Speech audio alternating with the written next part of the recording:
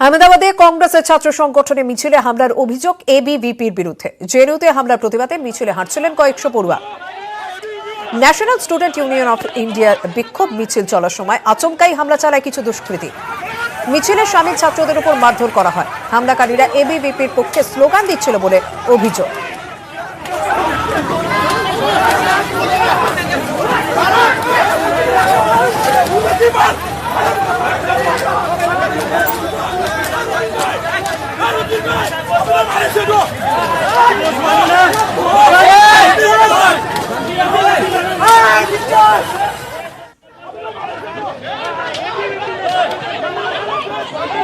हमारे संगे रहे अहमदाबाद प्रतिनिधि मयूर मकारिया। मयूर जी, जानना चाहेंगे इस घटना में कोई अरेस्ट हुई है अभी तक? पुलिस क्या कह रही है?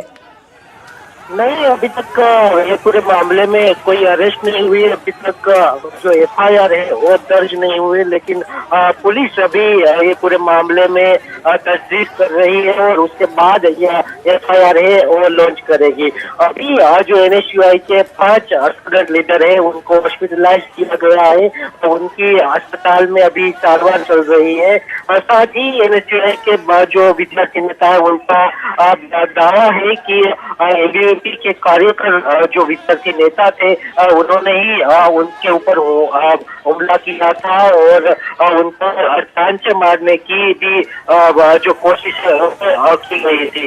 तो साथ ही अगर बात की जाए तो अभी कांग्रेसी कार्यकर है वो भी यहाँ आ रहे हैं और यहाँ पूरी बाहर जी पूरा जो मामला है वो काफी बिखरा हुआ है। मयूर जी, आपसे जानना चाहेंगे कि ये रैली कब शुरू हुई थी, घटना क्या घटी थी? बिल्कुल, रैली अभी दोपहर को चालू हुई थी और कांग्रेस के युवा नेता हार्दिक पटेल हमारे साथ है, उनसे ही हम बात करेंगे। किस तरह से ये मामला आप देख रहे हो? हाँ, देखो, जिस तरह से जेएनयू की घटना के खिलाफ एनएसयूआई के लोग यहाँ प्रदर्शन कर रहे थे तो उन पर जानलेवा हमला किया गया है। ये बड़े दुख की बात है कि हमारे देश के अंदर अगर कोई आंदोलन करता है तो उस पर हमला नहीं करना चाहिए। ये बड़े दुख की बात है और यही यहाँ पर हुआ है। गुजरात एनएसयूआई और कांग्रेस सरकार के खिलाफ लड़ेगी, शिक्षा के हित में लड़ेगी और आने वाले दिन में लड़ाई जारी रखेगी। खास करके आपके जो लीडर है वो काफी चोटिल हुए, तो उनकी स्थिति किस तरह की है? एक हमारे नौजवानों के जो हमारा प्रदेश एनएसयूआई का महासचिव है उनको 9 टाँके आए और एक कार्यकर्ता के माथे पे 5 टाँके आए। भारतीय जनता पार्टी और उनके लोगों ने चाकू से हमला किया गया है और मैं मानता हूँ कि आने वाले दिन में ये हमारे लिए बहुत ही खराब चीज है। तो बिल्कुल ये हार्दिक पटेल थे और हार्दिक पटेल का कहना है कि ये पूरा जो मामला है वो काफी जो जिस तरह से लोकशाही के ऊपर हमला है उस तरह का पूरा मामला है। জি শুক্রিয়া। আমরা আহমেদাবাদে কংগ্রেস দুই ছাত্রনেতার বক্তব্য শুনলাম এবং তারা যে মূলত অভিযোগ করছে যে এবিভিপি পক্ষ থেকে হামলা চালানো হয়েছে এবং হামলায় তাদের উপর অস্ত্র ব্যবহার করা হয়, ছুরি নিয়ে হামলা চালানো হয়েছে বলে অভিযোগ দুই ছাত্রনেতার।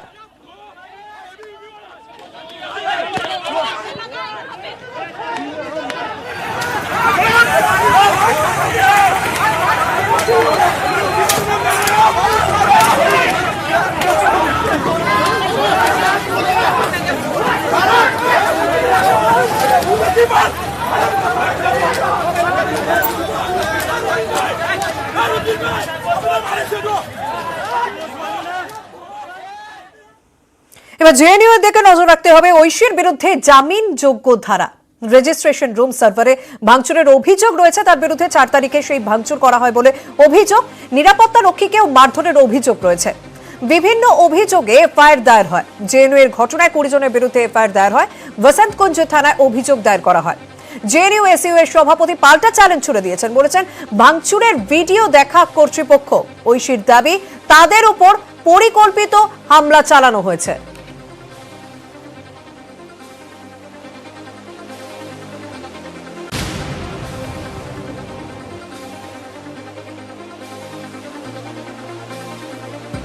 আমরা এই নিয়ে কথা বলেছিলাম ছাত্র সংসদের সভাপতি ঐশী ঘোষের সঙ্গে। ইনি ঠিক কি বলছেন শুনবো। জেএনইউ স্টুডেন্টস ইউনিয়নের তরফ থেকে আমি এটা বারবার বলতে চাই যে কোনোভাবেই আমরা জেএনইউর যে অফিস বেয়ারার ছিলাম তারা কোনো ভাঙচুর করিনি। আর তার যদি ভিডিও দিতে পারে অ্যাডমিনিস্ট্রেশন, আমি জানতে চাই সেই ভিডিওটাও রিলিজ করা হোক পাবলিকে, যেখানে দেখানো হচ্ছে যে আমি বা আমার সহপাঠীরা ভাঙচুর, মানে যারা ইউনিয়ন অফিস বেয়ারার তারা ভাঙচুর করেছে। কোনো ইউনিয়ন মেম্বার ভাঙচুর করেনি। ওখানে আমরা ছিলাম যখন এবিভিপির লোকজন এসে ওখানে কমন স্টুডেন্টদেরকে মারপিট করছিল, তখন আমরা ওখানে ছিলাম, ওই মারপিট রুখছিলাম। ইভেন পুলিশ ওখানে প্রেজেন্ট ছিল, সিকিউরিটি অফিসার আমাদের ছিল, তাদেরকে আমরা বারবার রিকোয়েস্ট করছিলাম যে মারপিট বন্ধ করা হোক, কিন্তু তা সত্ত্বেও সেই মারপিট বন্ধ করা হয়নি।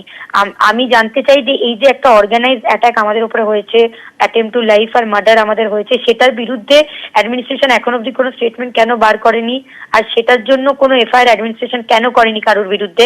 আজকে যে আমার উপরে এই হামলা হয়েছে, আমার মোটামুটি মার্ডারের অবস্থা, আয়রন রড দিয়ে আমাকে এতবার মারা হয়েছে 2 মিনিট ধরে কন্টিনিউয়াসলি, সেটার বিরুদ্ধে ভাইস চ্যান্সেলর কি করছে আমি সেটা জানতে চাই। এদিকে জেএনইউতে আন্দোলনরত ছাত্রদের উপর যে হামলা হয় সেই ঘটনা 2 দিন পর মুখ খুললেন জেএনইউ এর উপাচার্য। ছাত্রছাত্রীদের উপর হামলার ঘটনায় মর্মাহত উপাচার্য। ক্যাম্পাসে পরিস্থিতি স্বাভাবিক হচ্ছে বলে দাবি তার, সঙ্গে আশ্বাস অশান্তির জন্য দায়ী কাউকে রেয়াত করা হবে না। Our heart goes out to all our students who got injured in the incident that took place on Sunday. We hope that they will recover fast and they resume their normal life soon. The incident that took place on Sunday is a very, very unfortunate incident. Our campus is known for debates and discussions to resolve any issues. Violence is not the solution. We will find every opportunity to make sure that normalcy returns to the university. I am glad to inform you that the data servers have become functional now. The registration process is now back. All the students, whether they are in the campus or outside the campus, using the online means, they can register for the winter semester. Let us make a new beginning. Let us put all the past, whatever has happened, behind, and let us work together to make this university a great university. জেএনইউতে মুখ ঢেকে কারা হামলা চালিয়েছিল বলা মুশকিল। তারা ক্যাম্পাসের ভিতরে কেউ হতে পারে, বহিরাগতও হতে পারে। তবে যেই হোক বিষয়টি দুঃখজনক বলছেন জেএনইউ এর রেজিস্ট্রার প্রমোদ কুমার। और वो मास्क पहन कर जो लोग आए हैं वो बाहर से आए हैं या कैंपस के लोग हैं, चूँकि मास्क पहने, चेहरे पर नकाब लगाए हुए हैं, तो अभी बताना बड़ा मुश्किल है कि वो कौन से लोग थे। यदि अंदर के लोग हैं तो भी दुखद है, बाहर से लोग आए हैं तो भी दुखद है। और बड़ा कैंपस है, इसके हमारा 1000 एकड़ का कैंपस है, कई गेट से आने जाने के, और हम गाड़ियों पर तो रोक लगाते हैं, लेकिन पैदल कौन कब कहाँ आ रहा है उसकी जान पूरा हमारे पास डिटेल होता नहीं है। জেএনইউতে আন্দোলনকারীরাই হিংসা ছড়িয়েছে, রেজিস্ট্রারের সুরেই কথা জেএনইউ এর সহ উপাচার্যের। তার দাবি রেজিস্ট্রেশনের সমস্যা করেছে ছাত্ররাই। কর্তৃপক্ষকে অযথা দোষারোপ করার অভিযোগ করছেন জেএনইউ এর সহ উপাচার্য চিন্তামণি মহাপাত্র। উপাচার্যের ইস্তফার সমাধান নয় বলেই প্রতিক্রিয়া সহ উপাচার্যের। This is an allegation that administration, along with the help of the ABP students and some gundas, got it done. This is a wild, baseless allegation. The way things happened, it was completely unexpected. Nobody expected that a large number of people would get in, the masked people equipped with weapons to do so. It was a kind of surgical strike by the criminal elements. And it took maybe some time for the police to come inside to take control of the situation. But saying that police did not do anything, police could not do anything, police could not prevent, I think such allegations should not be made, because it was an abrupt incident. Both those who were demanding many things, and most of the demands were fulfilled, but they were not satisfied.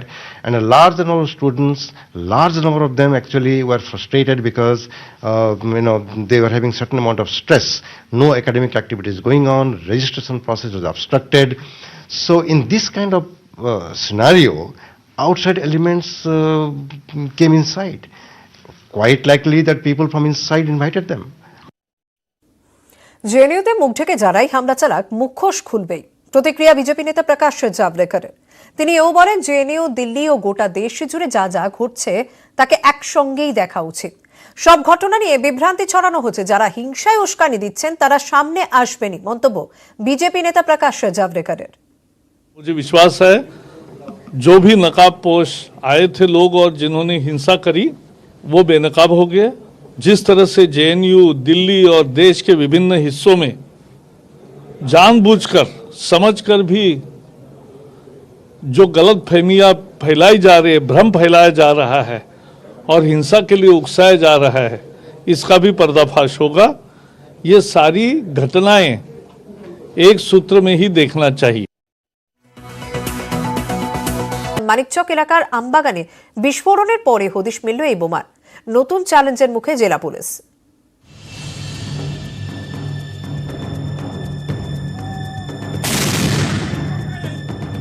ছোট আকারের বোমাটি পরীক্ষা করে চমকে গিয়েছেন সিআরডির bomb disposal squad সদস্যরা। রাজ্যে এই ধরনের বোমার ব্যবহার এই প্রথম। আকারে ছোট, অর্থাৎ এক জায়গা থেকে অন্য জায়গায় নিয়ে যেতেও সুবিধা।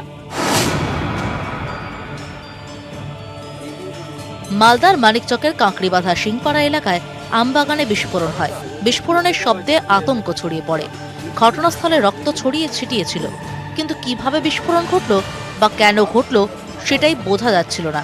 শেষে পুলিশ এসে জাম বা চকলেটের আকারে 6টি বোমা উদ্ধার করে। বোমাগুলি দেখতে বড় জাম বা চকলেটের মতো, মূলত ফেরিক অক্সাইড ব্যবহার করে তৈরি। সাধারণ সকেট বোমার তুলনায় আকারে ছোট। এমনকি এই বোমাগুলোতে কোনো স্প্লিন্টারের ব্যবহারও নেই। এমন বোমা এর আগে রাজ্যে দেখা যায়নি বলেই মেনে নিচ্ছে সিআইডি। এরকম ভাবে প্রথম দেখলাম এখানে ডিস্ট্রিক্টে, অন্যান্য ডিস্ট্রিক্টেও এই প্রথম দেখলাম এরকম। আচ্ছা, বাটুল রাখা ছিল, বাটুল দিয়ে কি ছোড়া হয় এই বোমগুলো? কি মনে করছিল আপনারা? যেটা আমরা শুনতে পাচ্ছি এখানকার পুলিশের সোর্স থেকে, যেটা বাটুল দিয়েই ছোড়া হয়। ফেরিক অক্সাইড ছিল না, স্প্রিন্টার ছিল না। স্প্রিন্টার থাকলে এখানে আওয়াজ হতো। সোমবার ফাঁকা আমবাগানে উদ্ধার হওয়া বোমা নিষ্ক্রিয় করা হয়। বাগানে বিস্ফোরণের পরই এলাকায় তল্লাশি চালিয়ে আহত দুজনের খোঁজ পায় পুলিশ। বোমার আঘাতেই তাঁরা আহত হন বলে প্রাথমিকভাবে পুলিশের অনুমান। কি উদ্দেশ্যে ও কোথা থেকে বোমাগুলি আনা হয় তা জানতে ধৃতদের জিজ্ঞাসাবাদ করা হবে।